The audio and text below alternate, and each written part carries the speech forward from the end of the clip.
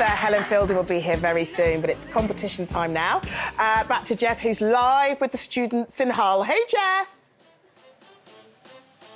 Charlene, yes, welcome back to the University of Hull! All right, baby, absolutely. They've been helping us to just let everybody out there know that every week in the month of February is a brand new competition and a brand new prize for you to win, starting this week with £100,000!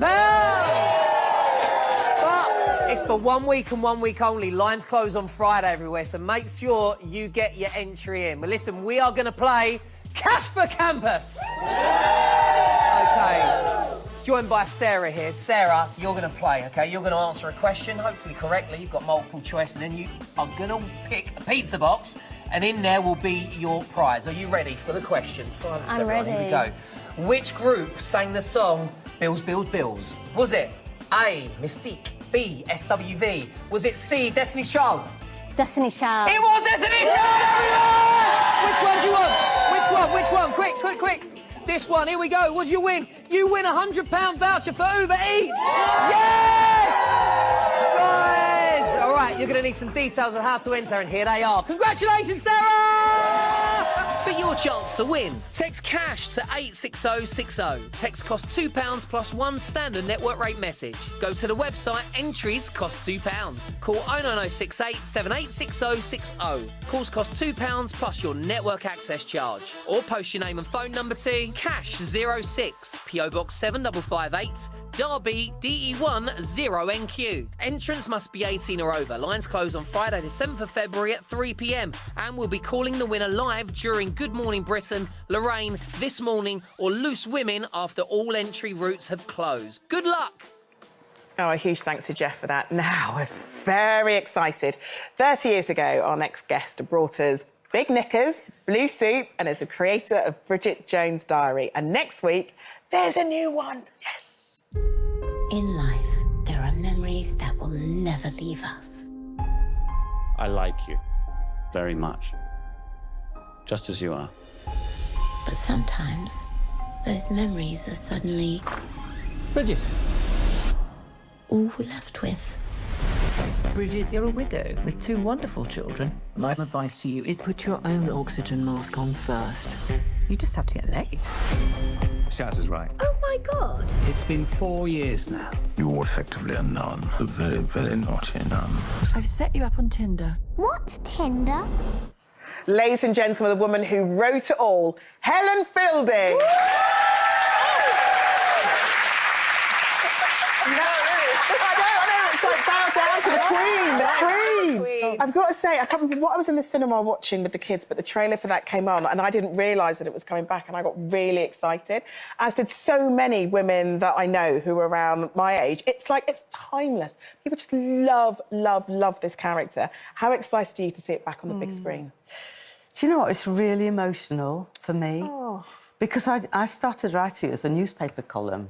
You know, I was a broke journalist and it was anonymous because I thought it was too silly, but I needed money and it would just be stopped after 6 weeks. And now to be back with Renee and Hugh and all the gang, it's just really, really lovely. And also the fact that people still care about that character. And I never really understood why to start with, but I think it's something to do with the emotional honesty and you know, being honest with your friends and community and warmth and kindness and laughing at things and that was when missing. they go wrong. Yeah, and that was missing, I think, from the industry at that point of time when Bridget Jones came out. And you can tell from the very moment that it comes up on the screen that it's written by a woman. And I think we can, as a result, we see ourselves in the character in so many different ways. I think that was the thing, because if I'd known so many people were going to read it, I wouldn't have dared write all that. Really? Because it was so exposing, and I said, I don't want it to be about me because I'm very private. I said, I'll make someone up and made this really exaggerated character, and now everyone thinks it's me.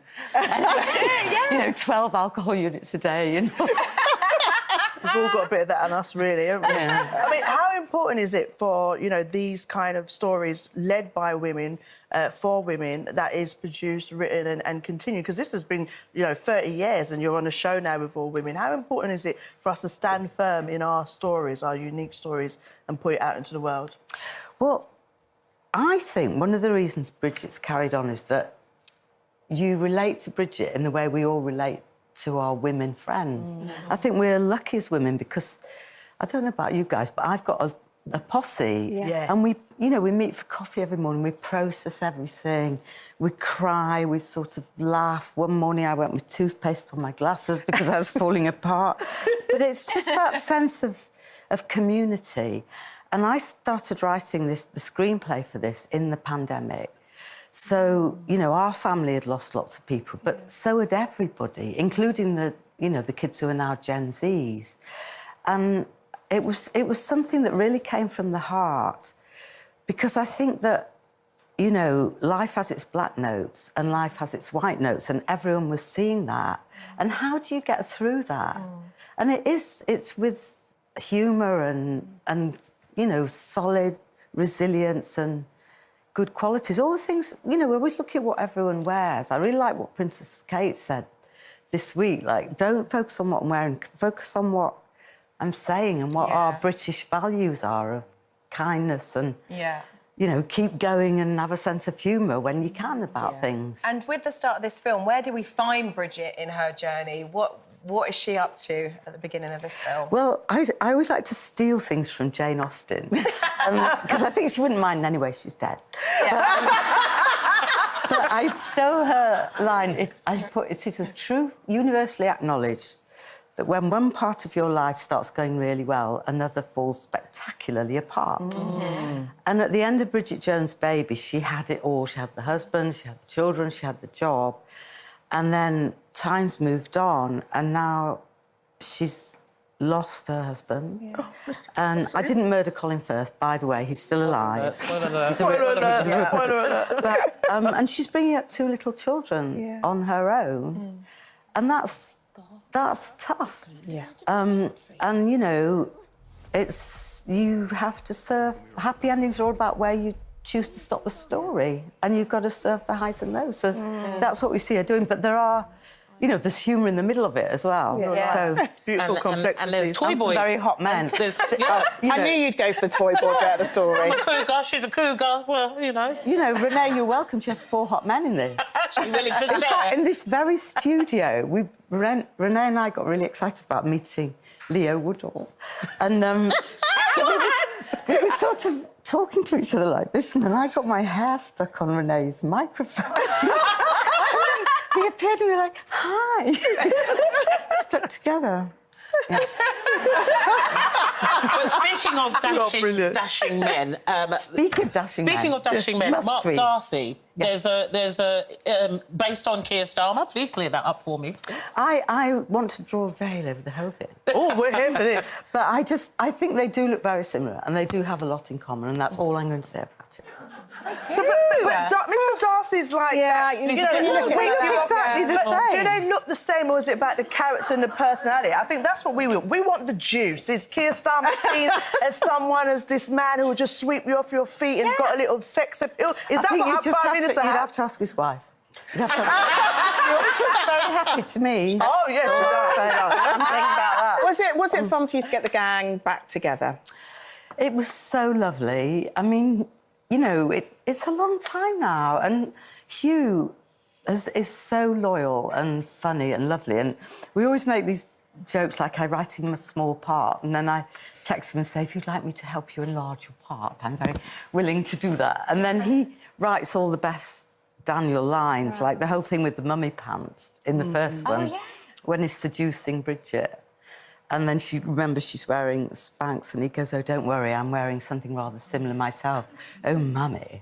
And that come from you? That was you. That's amazing. That's so funny. And Renee, I just love her. She's so like Bridget. Yeah. And I have to say that when you were all in this building filming, Judy and I spent a long time trying to track you down. Trying to sneak. Embarrassing, we didn't. But look, we cannot wait for the film. It's out the 13th of February. But Helen, it's been an absolute joy to have you in the studio. Thank you. Thank you.